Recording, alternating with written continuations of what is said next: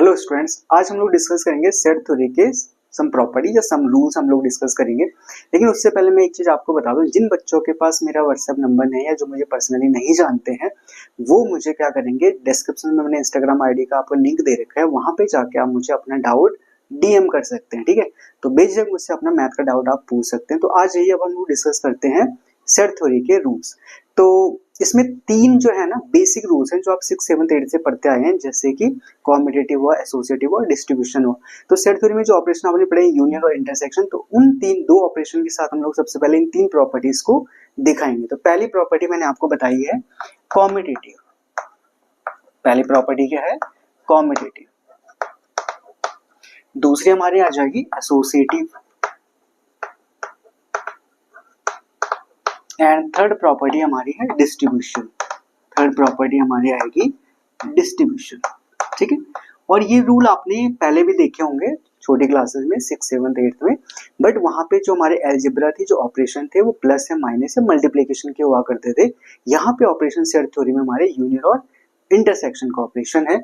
तो सबसे पहले कॉम्यूटेटिव में आप देखिए, कॉम्यूटेटिव का मतलब होता है कम्यूट करना, एक प्लेस से दूसरे प्लेस में जाना या प्लेस को एक्सचेंज करना। तो लेट्स से हमारे पास दो सेट हैं ए एंड बी, और ऑपरेशन हमारा हमने कहा एक यूनियन और इंटरसेक्शन है। तो पहले हम लोग यूनियन ऑपरेशन को ले लेंगे, ए यूनियन बी को आप कंसीडर करिए। तो now they will exchange their places, A को बी की जगह जाना है और बी को ए की जगह, तो ये आएगा बी यूनियन ए। तो इस रूल को हम कहते हैं कम्यूट करना। ठीक है, दूसरा हमारे पास आता है ए इंटरसेक्शन बी। तो ये रूल क्या कहेगा, या इसमें क्या होगा, इनका प्लेस जो है एक्सचेंज हो जाएगा, बी इंटरसेक्शन ए यहाँ पर आ जाएगा। ठीक है, तो ये एक दूसरे में क्या हो गया, एक्सचेंज हो गया, they will get the same result, right. Second property हमारी आती है एसोसिएटिव प्रॉपर्टी। इसमें क्या होगा, हम तीन सेट लेंगे। लेट्स से हमारे पास तीन सेट हैं A B and C, right. Operation पहले हम क्या करेंगे, इनमें यूनियन का ऑपरेशन लगा देते हैं, और हम ये कहते हैं कि पहले जो है ए और बी का यूनियन हो रहा है और देन सी का यूनियन उनके साथ लिया जा रहा है। तो ऐसे केस में क्या होगा, एसोसिएटिव का मतलब यही होता है कि आप चाहे पहले ए को बी के साथ यूनियन करें देन सी के साथ, या फिर पहले आप बी को यूनियन करें सी के साथ और जो रिजल्ट आएगा उसको ए के साथ यूनियन कर लें, तो तब भी आपके पास बोथ केसेस में आंसर जो है सेम आएगा। ठीक है, तो ये है एसोसिएटिव प्रॉपर्टी। सिमिलरली हम क्या करेंगे, इंटरसेक्शन में भी इसको लिख सकते हैं, A intersection B intersection C will be equals to A intersection B and then intersection C। ठीक है, ये प्रॉपर्टी होल्ड करती है, तो इसे हम कहते हैं एसोसिएटिव प्रॉपर्टी। नाउ थर्ड हमारे पास आता है डिस्ट्रीब्यूशन। डिस्ट्रीब्यूशन में क्या होगा, डिस्ट्रीब्यूट होना, मतलब सिंपल इसका जो मीनिंग है वो है डिस्ट्रीब्यूट होना। तो हम ऐसा करेंगे, तीन सेट लेंगे, हम कहते हैं कि ए को जो है यूनियन करवाना है, यूनियन होगा ए का बी का इंटरसेक्शन सी। देखो यहाँ पे क्या है, दोनों ऑपरेशन एक साथ आ रहे हैं, बी का इंटरसेक्शन सी के साथ है और फिर हम ए को उसके साथ यूनियन करवा रहे हैं। तो हम क्या देखेंगे, ए डिस्ट्रीब्यूट हो जाएगा बी एंड सी में, मीन्स यहाँ पे आएगा A union B and then intersection with A union C, right. तो इसे हम कहते हैं डिस्ट्रीब्यूट होना। ए डिस्ट्रीब्यूट हो गया बी एंड सी दोनों के साथ, सो ए यूनियन बी हुआ, बीच में इंटरसेक्शन का साइन तो था ही, एंड देन ए यूनियन हो गया सी के साथ, है ना। अगर आप इसको बेसिक क्लासेस में याद करें, आप कैसे करते थे, जैसे हम कहते हैं कि 2 मल्टीप्लाई हो रहा है अगर 3 + 6 के साथ, तो आप इसे लिखते थे 2 × 3 + 2 × 6। तो 2 का जो मल्टीप्लीकेशन था वो डिस्ट्रीब्यूट हो गया 3 + 6 के साथ, राइट। तो यही डिस्ट्रीब्यूशन लॉ होता है। सिमिलरली हम ये भी दूसरा भी जो है इसमें देख सकते हैं, इसका form A intersection B union C अगर हमारे पास है। देखो हमने क्या करा, रोल चेंज कर दिया, जहां पे यूनियन था वहां पे इंटरसेक्शन, जहां पे इंटरसेक्शन था वहां पे यूनियन ले लिया। तो अब ये किसके इक्वल होगा, A intersection B union A intersection C के। तो this is called the distribution property. तो ये जो तीन प्रॉपर्टी आप इनको देखते आए हैं, ये सिंपल सी प्रॉपर्टी है। ठीक है, तो आई होप आपको ये समझ आ गए होंगे। बढ़ते हम लोग थोड़ा सा चौथी प्रॉपर्टी पर। नेक्स्ट हमारे पास आती है फोर्थ प्रॉपर्टी, जिसे हम कहते हैं एब्जॉर्प्शन लॉ।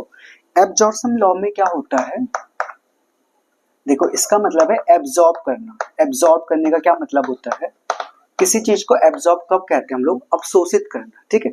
जैसे आप क्या करते हो, अगर वाटर में आप क्या करोगे, वाटर अगर आपने किसी कटोरे में रखा हुआ है उसमें आप स्पंज को डालोगे तो स्पंज क्या करेगा, वाटर को एब्जॉर्ब कर लेगा।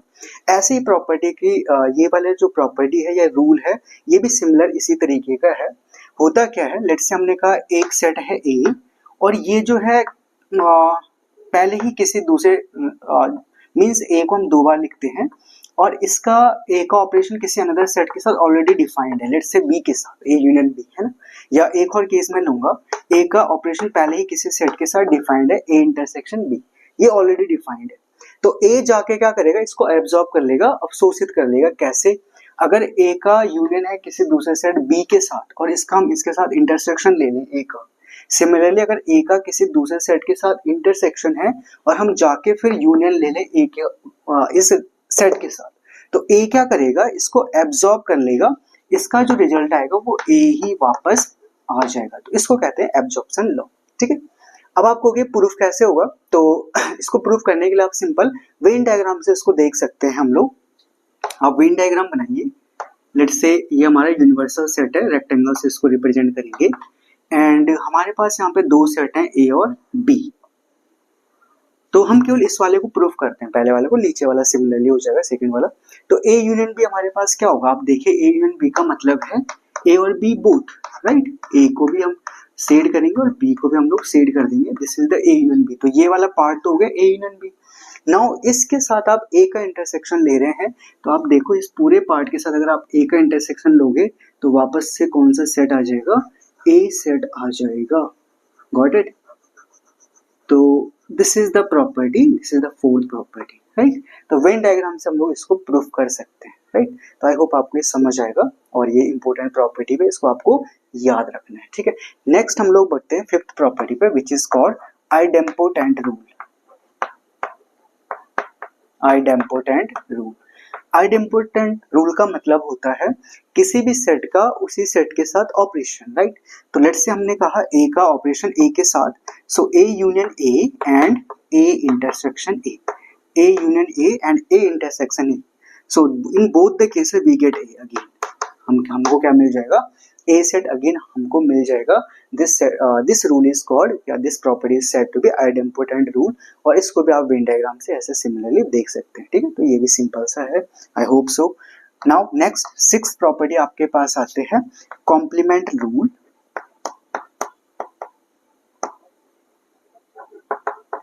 What is complement rule? This is the simple rule.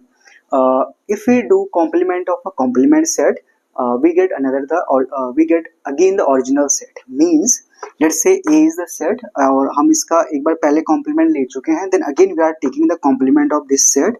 In that case इसमें क्या होगा, हमें A वापस मिल जाएगा, ठीक है। अगर आपको ये समझ नहीं आ रहा तो आप इसको वेन डायग्राम से देख सकते हैं। ये हमारा सेट A है, ये हमारा सेट A है। हम क्या कर रहे हैं इस सेट में, इसका कॉम्प्लीमेंट ले रहे हैं, ठीक है। तो कॉम्प्लीमेंट की डेफिनेशन क्या कहती है, अगर हम किसी सेट का कॉम्प्लीमेंट लेंगे तो ये उन एलिमेंट्स का सेट होगा जो ए में नहीं है, मींस यू माइनस ए, है ना। ए कॉम्प्लीमेंट क्या होता है, U minus A, universal set में से ए को माइनस कर देंगे, means collection of those element which are not in A, means ये बाहर वाले, राइट, ये सारे के सारे। अब ये जो सेट है इसका भी अगर आप कॉम्प्लीमेंट लोगे तो वो एलिमेंट जो इसमें नहीं है तो वो कौन से बच गए, फिर से वापस ए में। तो इस तरीके से आप ए में वापस आ जाओगे। So hence we have proved that complement of A is again A. इस तरीके से आप इसको देख सकते हो, ठीक है। तो बहुत सिंपल सा था और कोई भी चीज होती है वेन डायग्राम से आप इसको देख सकते हो, आसानी से प्रूफ कर सकते हो। नेक्स्ट हमारे पास आता है, अच्छा इसमें एक चीज और देख लेना, जो कॉम्प्लीमेंट रूल है ना, इसके ऑपरेशंस होते हैं एम्प्टी सेट और यूनिवर्सल सेट के साथ, तो वो ज्यादा इंपॉर्टेंट होता है। लेट्स से हमने कहा complement of five, five means empty set या एम्प्टी सेट, और यूनिवर्सल सेट का कॉम्प्लीमेंट यू डैश, डैश का मतलब कॉम्प्लीमेंट। तो फाइव का कॉम्प्लीमेंट क्या होगा, five dash means empty set का कॉम्प्लीमेंट। अब देखो एम्प्टी सेट में एक भी एलिमेंट नहीं होता है, एम्प्टी सेट में हमारे पास एक भी एलिमेंट नहीं है, तो इसका कॉम्प्लीमेंट क्या होगा, वो सेट जिसमें सारे एलिमेंट है। तो सारे एलिमेंट किस में होते हैं, यूनिवर्सल सेट में, it means five dash is U, right, simple सी बात है। अब यू डैश तो यूनिवर्सल सेट है, पेरेंटल सेट है, सारे सेट कहाँ से डिराइव होते हैं, यूनिवर्सल से। आप उसका कॉम्प्लीमेंट ले रहे हो तो उसमें सारे एलिमेंट है, अगर उसका कॉम्प्लीमेंट आप लोगे तो वो सेट आएगा जिसमें कोई भी एलिमेंट ना हो, तो डेफिनेटली वो क्या होगा, एम्प्टी सेट हो जाएगा। तो ये चीज आपको ध्यान देनी है कि एम्प्टी सेट का complement universal set and universal set का कॉम्प्लीमेंट हमेशा एम्प्टी सेट होता है, ठीक है। तो इस चीज को आप याद रखिएगा, ये कॉम्प्लीमेंट रूल के ही तहत आप लोग पढ़ोगे, ठीक है। बढ़ते हम नेक्स्ट प्रॉपर्टी पर।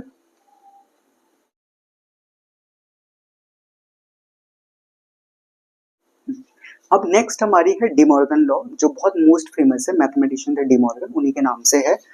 Seventh property is De Morgan law, De Morgan's law.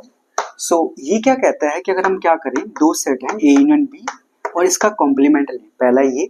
Secondly अगर ए इंटरसेक्शन बी है और इसका कॉम्प्लीमेंट ले, तो ये simply A complement intersection B complement, और ये वाला A complement union B complement हो जाता है। क्या हुआ, जो यूनियन था वो इंटरसेक्शन में बदल गया और जो इंटरसेक्शन था वो यूनियन में बदल गया। और इसको भी आप सिंपली होम जो है वेन डायग्राम बना के चेक कर सकते हो, बहुत आसान सा है। तो आई होप आप कर लोगे इस चीज को, ठीक है। तो आपके भरोसे छोड़ रहा हूँ, आगे बढ़ेंगे हम लोग एट्थ प्रॉपर्टी पर। तो एट्थ प्रॉपर्टी हमारी आती है operations with empty set and universal set. Operations with phi and U, phi and U का मतलब है empty set and universal set के साथ क्या ऑपरेशंस होंगे किसी सेट के, तो वो हमें थोड़ा सा समझने हैं, ठीक है। लेट्स से हमारे पास एक नॉन एम्प्टी सेट है ए, और हम इसका यूनियन ले रहे हैं फाई के साथ, union with phi, and then हम इसका यूनियन या इंटरसेक्शन ले रहे हैं फाई के साथ। तो पहले आप एम्प्टी सेट के साथ इसके ऑपरेशंस को समझिए, ठीक है। एम्प्टी सेट को समझिए, उसमें कोई एलिमेंट नहीं है, उसमें वो वॉइड है, और ए एक ऐसा नॉन एम्प्टी सेट में जिसमें कुछ एलिमेंट है। तो आप क्या कर रहे हो, ए का यूनियन फाई के साथ ले रहे हो, इट मींस इसमें तो कोई भी एलिमेंट नहीं थे, ए में तो नॉन एम्प्टी सेट है, एक एलिमेंट या दो एलिमेंट, कोई ना कोई एलिमेंट है। तो जब आप इसका यूनियन लोगे तो यूनियन में क्या होता है, collection of elements from both the set होता है। इसमें कोई एलिमेंट तो थे नहीं, तो जो यूनियन में एलिमेंट जाएंगे वो सारे के सारे कहाँ से जा रहे होंगे, ए से जा रहे होंगे। It means A union phi जो है वो अगेन क्या हो जाएगा, ए के इक्वल हो जाएगा, ठीक है। समझ आ रही बात। अब आप ए इंटरसेक्शन फाइव देखें, ये इंटरेस्टिंग है, ए इंटरसेक्शन फाइव पे फोकस करना है। ए इंटरसेक्शन फाइव का मतलब होता है कि ए में कुछ एलिमेंट है और फाइव के साथ इंटरसेक्शन ले रहे हैं जिसमें ऑलरेडी कोई एलिमेंट नहीं है, और इंटरसेक्शन ये कहता है कि जो एलिमेंट आते हैं वो दोनों से कॉमन आने चाहिए, यू नो दैट, है ना। तो ए इंटरसेक्शन फाइव में कॉमन दोनों में से आने चाहिए था, लेकिन फाइव में तो एलिमेंट है ही नहीं, तो कॉमन इनके बीच कुछ नहीं होगा, तो इसका मतलब एम्प्टी सेट ही जो है इनका रिजल्ट होगा ए इंटरसेक्शन फाइव का, ठीक है। तो आई होप ये समझ आ गया होगा आपको, सिंपल सी बात थी। अब देखो, आप ए का यूनियन लेंगे हम लोग यूनिवर्सल सेट यू के साथ, एंड देन ए का इंटरसेक्शन हम लोग लेंगे यूनिवर्सल सेट यू के साथ, ठीक है। अब यू देखो, ये पेरेंटल सेट है, तो ये ए से बिगर है, ए तो इसी में है, ए के सारे एलिमेंट किस में, यू में है। अब ए का यूनियन यू के साथ ले रहे हो, और यूनियन में हमेशा एलिमेंट जाते हैं दोनों सेट से, तो जो भी एलिमेंट यूनियन में जा रहे होंगे वो ए के और यू के जा रहे होंगे, लेकिन यू के सारे एलिमेंट सॉरी ए के सारे एलिमेंट तो यू में है। इट मींस जो यूनियन में एलिमेंट आएंगे वो सारे किसके आ रहे हैं, यूनिवर्सल सेट के आ रहे हैं, है ना। ए भी उसी में चले जाएगा, तो क्या दिक्कत है, तो ये आ गया यूनिवर्सल सेट। अब अगर आप ऐसे सोचो कि ए का इंटरसेक्शन यू के साथ हम ले रहे हैं, तो इनमें आते हैं कॉमन एलिमेंट। अब कॉमन क्या होगा, क्योंकि ए के सारे एलिमेंट तो किस में थे, यू में थे, है ना। आपने वेन डायग्राम में देखा था, हम यहाँ पे दोबारा बनाते हैं। ये यूनिवर्सल सेट है, तो यूनिवर्सल सेट के ही अंदर जो है वो ए है, ए के सारे एलिमेंट यू में है। अब आप इसका इंटरसेक्शन यू के साथ ले रहे हो, मीन्स कॉमन, तो कॉमन क्या होगा, फिर से ये पूरा ए ही तो आ जाएगा पार्ट, है ना। तो ए इंटरसेक्शन यू जो है वो ए के ही इक्वल होता है। तो these are the relation of phi and U with any set. तो इनको भी आपको समझना है। तो ये रूल्स थे, बेसिक रूल 8 रूल्स हैं जिनको आपको पढ़ना है और समझना है, ठीक है। तो आई होप ये चीजें आपको क्लियर हो गई होंगी। फिर भी कोई डाउट रह जाता है तो हम मुझसे बेझिझक पूछ सकते हैं, ठीक है। तो चलिए फिर यहाँ तक इसको पढ़ते रहिए, मिलते हैं फिर नेक्स्ट लेक्चर में। Okay, bye.